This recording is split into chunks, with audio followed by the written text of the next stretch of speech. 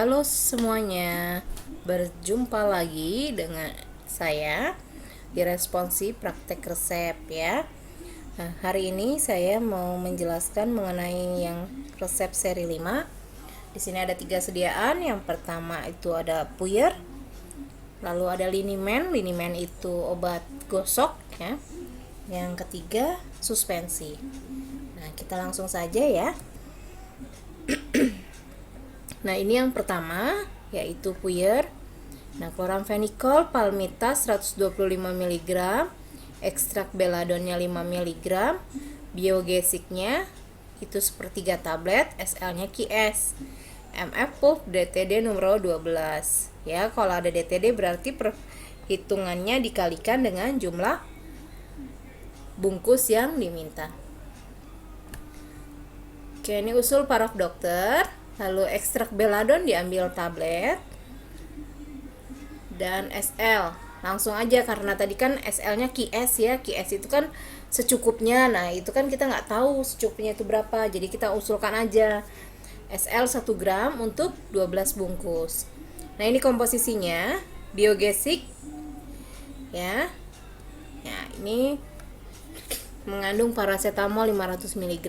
Nah, ini ekstrak beladon terdapat di Fornas ya. Nah, ekstrak beladon ini ada beberapa macam kadarnya ya, tabletnya. Perhitungannya, chloramphenicol palmitas semuanya dikalikan 12 ya, kecuali SL. Karena kan tadi SL kalian usulnya SL 1 gram untuk 12 bungkus ya. Jadi yang SL nggak perlu dikalikan 12. Nah, chloramphenicol palmitas itu ada dua, chloramphenicol itu ada dua ya. Ada macamnya, ada banyak kalau nggak salah ya. Kalau dilihat di farmakope. Nah, yang kalau chloramphenicol base itu untuk obat luar karena sediaannya itu pahit sekali. Jadi itu digunakan untuk obat luar. Nah, sedangkan palmitas itu adalah garamnya. Ini untuk obat dalam. Nah, ini jadi untuk obat dalam ya. Jadi ini semua sudah dikalikan 12. Nah, ini TM ekstrak beladon, kalian hitung sendiri. Nah, ini ekstrak beladon, kamu terserah mau ambil yang mana ya. Mau yang 10 mg boleh, 20 mg boleh, 30 mg boleh. Ya, yang penting hasilnya nanti bulat di sini ya. Nah, ini penimbangannya.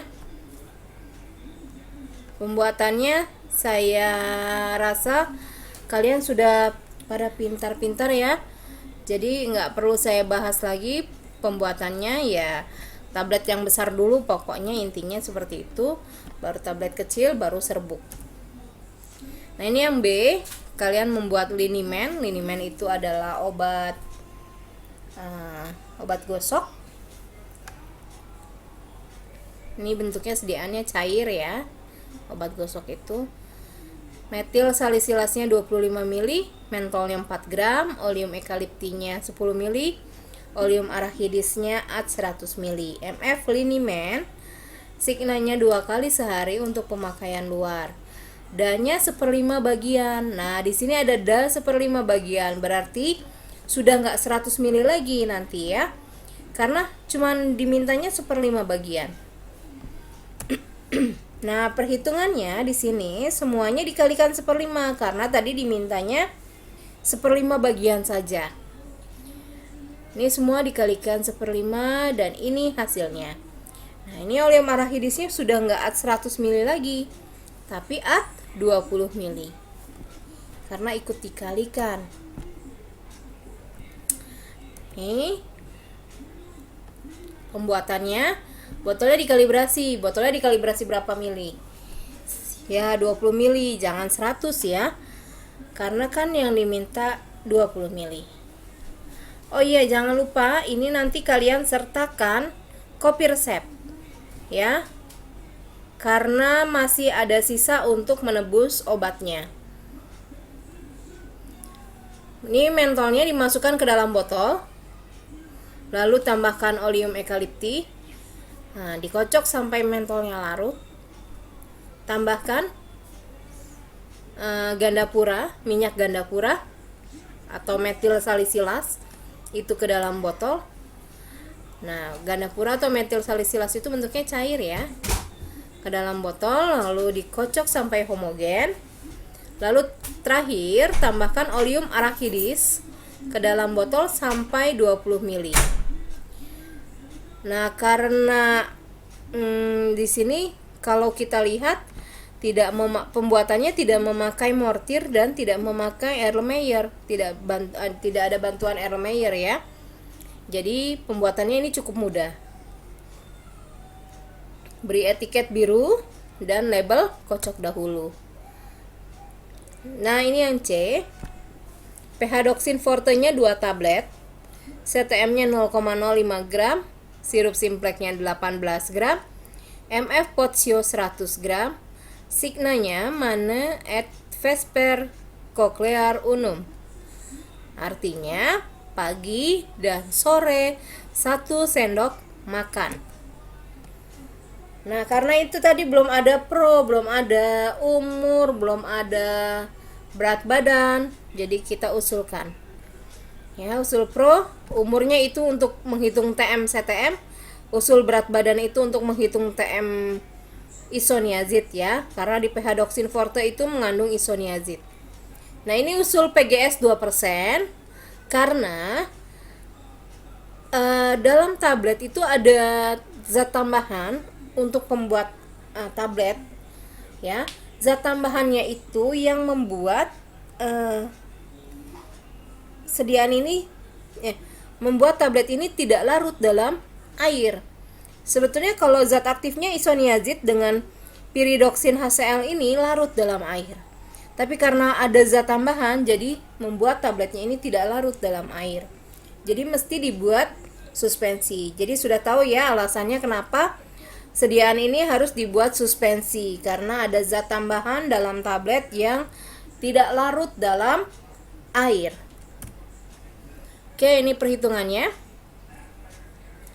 Tablet ph-doxinnya tetap, ph-doxin forte-nya tetap 2 tablet. PGS-nya itu 2%. Jadinya 2/100 dikali jumlah sediaan. Tadi 100 gram jumlah sediaannya. Jadi ini hasilnya 2 gram. Aqua untuk PGS itu 7 dikali jumlah PGS, yaitu 14 ml. CTM-nya 0,05 gram. Sirup simpleknya 18 gram. Aquadesnya AD100 ya.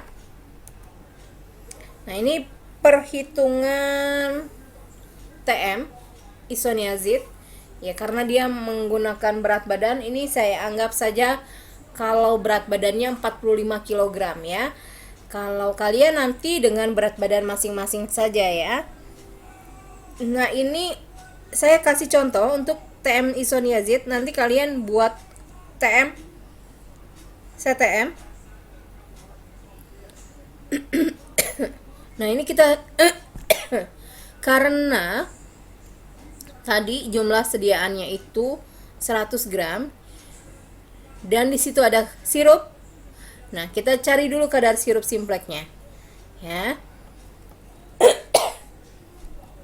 18 gram dibagi 100 gram. Ini 100 gram itu jumlah sediaan. 18 gram ini tadi berat sirup simpleknya. Lalu dikalikan 100%. Hasilnya 18%.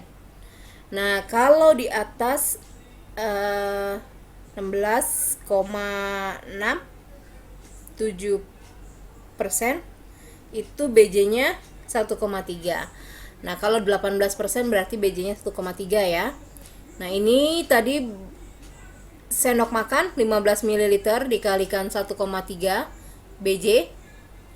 BJ itu adalah satuannya gram per mililiter.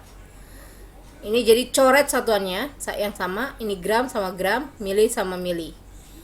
Ya. Lalu dikali dengan beratnya isoniazid. Karena tadi kita ambilnya tablet, jadi 2 tablet dikali berapa berat kadar isoniazid dalam satu tablet. Jadi 2 tablet 3.400 mg. Ya, ini 800 mg. Ini hasilnya 156 mg. Nah, satu kali pakainya nggak ada ya TM-nya, jadi kita langsung ke satu kali harinya. Mana advice pair berarti 2 kali sehari. 2 kali 156 mg 312 mg. Ya, lebih kecil dari 450 mg. Persentasenya segini. Ya, oke. Kita lanjut. Ini penimbangannya, nggak ada masalah. Pembuatannya, botolnya ditara dulu. Ya. Tablet pH doksinnya digerus sampai halus, lalu tambahkan PGS, digerus sampai homogen, tambahkan aqua untuk PGS, gerus sampai tersuspensi. Kalau sudah tersuspensi, kamu biasakan lihat di resepnya ada sirup atau gliserin.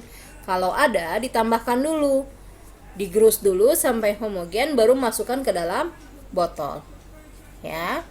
Lalu CTM, tambahkan sebagian aqua, kocok sampai larut. Nah, ini mengerjakannya di Erlenmeyer. Lalu masukkan ke dalam botol.